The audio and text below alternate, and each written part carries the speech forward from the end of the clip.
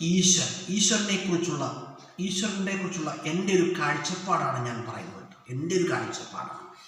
ഈശ്വരൻ അല്ലെങ്കിൽ ദൈവം എന്ന് പറഞ്ഞാൽ ഞാൻ മനസ്സിലാക്കിയിരിക്കുന്നത് ഒരു പ്രപഞ്ചശക്തിയാണ് കേട്ടോ.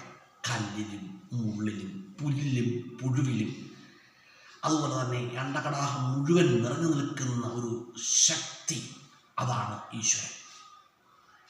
ഒരു പ്രപഞ്ചശക്തി. ഈശ്വരൻ എന്ന് പറഞ്ഞാൽ യൂണിവേഴ്സ്, ഈ പ്രപഞ്ചം കേട്ടോ, അതാണ് ഈശ്വരൻ. ഈശ്വരനെ നമുക്ക് ഏത് രൂപത്തിൽ വേണമെങ്കിലും ആരാധിക്കാം കേട്ടോ. ഓരോരുത്തരും അവരവർ ആരാധിക്കുന്ന രൂപമാണ് അവരവരുടെ ഈശ്വരൻ കേട്ടോ.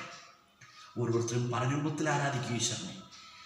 നമുക്ക് ഏത് രൂപത്തിൽ വേണമെങ്കിലും ഈശ്വരനെ ആരാധിക്കാം. അതിലൊന്നും യാതൊരു കുഴപ്പവുമില്ല. ഏത് രൂപത്തിൽ വേണമെങ്കിലും ആരാധിക്കാം. പിന്നെ നമ്മൾ ഈശ്വരനോട് ചെയ്യുന്ന ഏറ്റവും വലിയ പൂജ എന്ന് പറഞ്ഞാൽ സഹജീവികളോടുള്ള നമ്മുടെ കാരുണ്യം, അല്ലെങ്കിൽ നമ്മുടെ ദയ, അല്ലെങ്കിൽ നമ്മുടെ മനുഷ്യത്വപരമായ പെരുമാറ്റം. ഇതൊക്കെയാണ് ഈശ്വരനോട് നമ്മൾ ചെയ്യുന്ന ഏറ്റവും വലിയ പൂജ കേട്ടോ.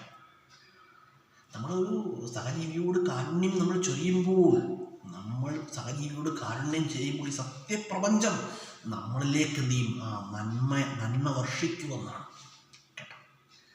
അത് നമ്മുടെ ജീവിതത്തിൽ എപ്പോഴും മനസ്സിലാക്കണം. നല്ലത് ചിന്തിക്കാനും പ്രവർത്തിക്കാനും നമുക്ക് കഴിയണം.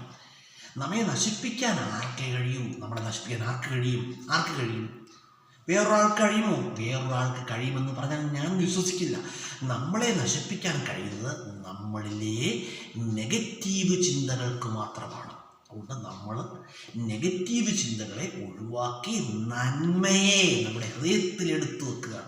നമ്മുടെ മനസ്സ് നന്മയുള്ളതാക്കുക കേട്ടോ.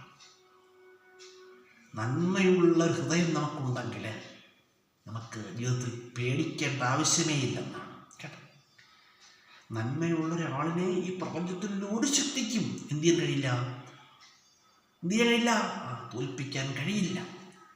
അത് നമ്മളെപ്പോഴും മനസ്സിലാക്കണം. നല്ലത് ചിന്തിക്കാനും പ്രവർത്തിക്കാനും നമുക്ക് കഴിഞ്ഞാൽ അത് വളരെ വലിയൊരു കാര്യമാണ്. നല്ലത് ചിന്തിക്കുക, പ്രവർത്തിക്കുക, നെഗറ്റീവ് ചിന്തകളെ ഒഴിവാക്കി മുന്നോട്ട് പോവുക.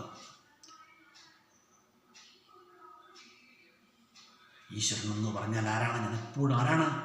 ഈശ്വരനെ കുടികൊള്ളുന്നവിടെ ഈശ്വരൻ നമ്മളിൽ തന്നെ കുടികൊള്ളുന്നുണ്ട്. നമ്മളിലെ നന്മയായി, നമ്മളിലെ സ്നേഹമായിട്ട് ഈശ്വരൻ നമ്മളിലൊക്കെ കുടികൊള്ളുന്നുണ്ട് കേട്ടോ.